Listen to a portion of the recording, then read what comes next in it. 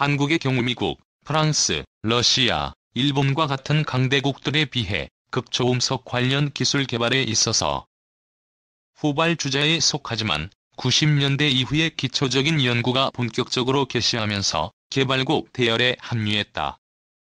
1997년 12월 서울대에서 초음속 연소기와 램 가속기에 대한 수치적 연구를 시작한 것에 이어 1999년부터 프랑스 독일의 공동연구소인 생루이 연구소와 공동으로 램 가속기에 관한 시뮬레이션 연구를 진행했다.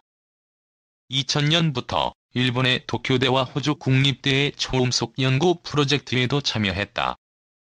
한국과학재단의 지원 아래에 1998년부터 초음속 연소에 대한 기초적인 실험 및 수치 해석이 진행된 것에 이어 2000년부터 부산대, 인하대, 울산대, 충남대에 공동연구 아래에 연료공기 혼합 및 연소 파장에 대한 수치 해석과 초음속 내부 유동의 추력 측정 기법에 대한 기초적인 연구도 진행되었다. 미 공군의 지원 아래에 시행한 공동연구에선 스크램제트 엔진 내의 연소 과정에서 발생하는 분사제트의 비정상 거동 현상에 의한 초음속 연소 불안정 문제가 최초로 연구되었다. 호주의 퀸즐랜드 대학의 극초음속 연구센터와 호주 국방부, 영국의 방산기업 키네틱 등의 주도로 시행된 하이샤트 초음속 발사체 프로젝트 연구 과정에 한국도 참여할 수 있었다. 하이샤트 II 프로그램에서 한국은 스크램제트 엔진의 공기 흡입구 및 연소 유동장 해석을 수행했고 하이샤트3의 지상시험 및 비행시험에 참여해 호주의 극초음속 기술을 체계적으로 습득할 수 있게 되었다. 한국항공우주연구소와 국방과학연구소 그리고 삼성테크윈 주식회사 등의 연구소와 기업에서도 스크램제트와 램제트 추진기관에 대한 연구를 본격적으로 진행하기 시작했다. 국방과학연구소는 2003년 액체램제트의 연소 현상을 연구하기 위해 소형 직접 연결식 장치에 대한 개념 연구를 시행하였다. 해당 논문에서 설계한 실험 장치는 공기 저장 탱크, 감속기, 차압식 유량기에 공기 가열기, 흡입관, 연료 공급 장치, 냉각 장치, 안정장치 등으로 구성되어 있으며 해당 실험 장치를 통해 연소 과정 중 발생하는 불안정 현상에 대한 데이터를 습득할 수 있었다. 그리고 2004년부터 2007년까지 실시한 연구에서 액체램제트 연소 시험을 통해 추진기관을 비롯한 핵심 부품에 대한 설계 기술을 마련하는 데 성공했다.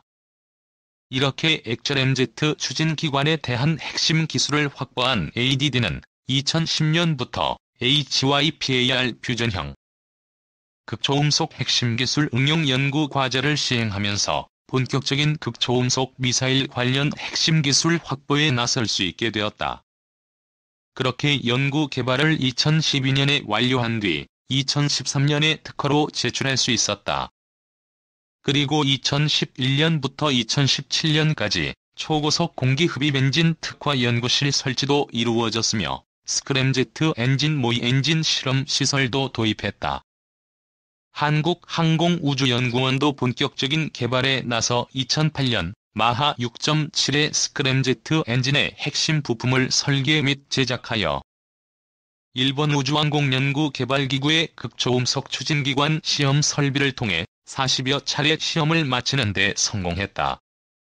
2009년 6월 항우연은 마하 5의 속도를 모사할 수 있는 30m 길이 규모의 독자적인 풍동시설을 구축하는 데 성공했고 2013년 공기 흡입구 테스트와 이종의 탄화수소 엔진 연소 시험이 시행되었다. 2010년대 들어서 국방과학연구소는 극초음속 미사일에 관한 핵심 기술들을 본격적으로 개발하기 시작했다. 2015년부터 2018년까지 액체 추진체 시제품의 개발 및 시험 분석 평가를 실시한 데 이어 HPTF를 낮은 가격에 제조하는 기술을 개발해 특허로 제출하였다. THTCP라 불리는 포화탄화수소 물질을 첨가해 에너지 밀도를 높인 특수 연료. 극초음속 미사일은 단순히 추진기관만 개발한다고 해서 완성할 수 있는 것이 아니다. 극초음속으로 물체가 비행할 경우 공기와 마찰을 빚게 되면서 섭씨 1000 단위의 고온으로 가열되게 되는데, 이에 따라 고온에도 견딜 수 있는 소재가 따로 필요하다. 국방과학연구소는 그래서 2011년부터 2013년까지 진행된 경사기능 복합재료 개발을 통해 습득한 기술로 2016년부터 2019년까지 극초고온 내열복합재, 비대칭 구조 열방어 복합재, 극초고온 직무용 레이돔 제조 기술을 개발했다. 이러한 연구 개발 덕에 레이돔, 날개, 비행체의 단열에 관한 핵심 기술을 확보할 수 있게 되었다. 2010년대 후반 이후부터 한국의 극초음속 미사일 관련 기술 개발이 점차 윤곽을 드러내기 시작했다. 국방과학연구소와 대학교들이 2000년대 초반부터 꾸준히 진행한 개발 사업의 성과가 누적됨에 따라 극초음속 관련 핵심 기술 연구가 거의 막바지에 도달한 상황이다. 건국대에서 진행한 극초음속 흡입구 유동 특성 연구. 이미지 출처 한송이. 3차원 극초음속 흡입구 선두부 형상에 따른 흡입구 유동 특성, 건국대학교 대학원, 2021. 2020년 8월 5일, 정경두 국방부 장관은 국방과학연구소 창립 50주년 기념 행사에서 극초음속 미사일 개발 의사를 공식적으로 천명했다. 주변 강대국들이 극초음속 미사일 경쟁을 하는 상황에서 한국도 뒤처질 수 없다는 판단에 최초로 극초음속 미사일 개발을 공식적으로 밝힌 것이다.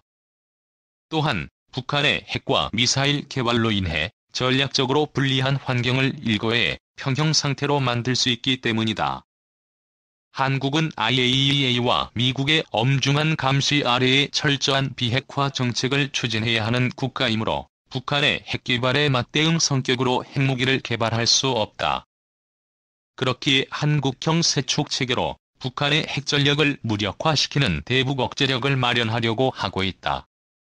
그러나 우리 군이 탐지에 1분, 분석에 1분, 결심에 3분, 타격에는 25분으로 총 30분의 시간을 할애하고 있는 상황에서 사격 진지를 바꾸려고 기동하는 북한의 탄도미사일 테를 기존의 현무 탄도미사일을 비롯한 타격 수단으로 30분 내에 타격하는 것은 힘든 상황이다. 이는 425 사업으로 마련하게 될 5기의 적외도 정찰 위성의 백업을 받는다고 가정해도 성공 확률은 희박한 상황이다. 국군이 현재 보유한 패트리엇 3, 천궁 II 그리고 주한 미군의 THAAD라는 단도탄 요격 수단들이 한반도를 방어하고 있지만 이들 수단만으론 북한의 핵전력을 억제할 수 있는 것도 아니다.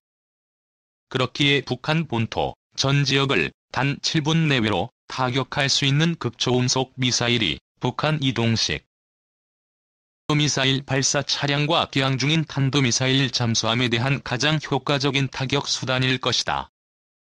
현재 기술로도 IR 탐색기로 이동 중인 목표를 충분히 포착할 수 있기 때문에 적이 이동식 발사 차량을 타격할 수 있다. 현무 탄도미사일도 빠른 속도로 북한 전 지역을 타격할 수 있지만 상승 단계와 재진입 단계에서 속도가 감속될 수 있으므로 극초음속 미사일보다 속도 면에서 뒤처질 수밖에 없다. 또한 이러한 극초음속 기술을 바탕으로 극초음속 공대공 미사일도 개발할 경우 탄도미사일이 가장 취약한 단계인 상승 단계에서도 효과적으로 요격할 수 있을 것으로 기대된다. 상승 단계에서 미사일이 격추된다면 높은 확률로 북한 본토로 잔해가 낙하해 인명 및 물리적 피해가 야기되거나 최악의 경우 핵탄두가 북한 영토에서 기폭될 수 있는 위험이 높아지므로 북한이 핵무기 사용을 꺼려하게 될 것이라는 전략적 이점도 제공된다. 실제로 상승 단계 요격 미사일에 대한 연구도 진행 중이다. 그리고 광학 시커를 탑재할 수 있다는 점 때문에 극초음속 대함미사일도 개발 중인데 중국 해군과 일본 해상자위대를 상대로 강력한 억제력으로 작용하게 될 것이다.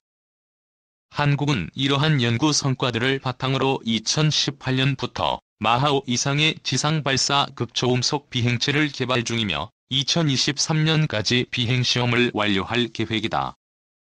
이외에도 카이스트는 2014년 초고속 비행체 특화 연구센터를 방위사업청의 지원 아래에 설립해 극초음속 관련 기반 기술을 습득 중이며 방산기업인 현대로템도 이중연소 램제트와 극초음속 비행체에 관한 연구를 진행 중이다.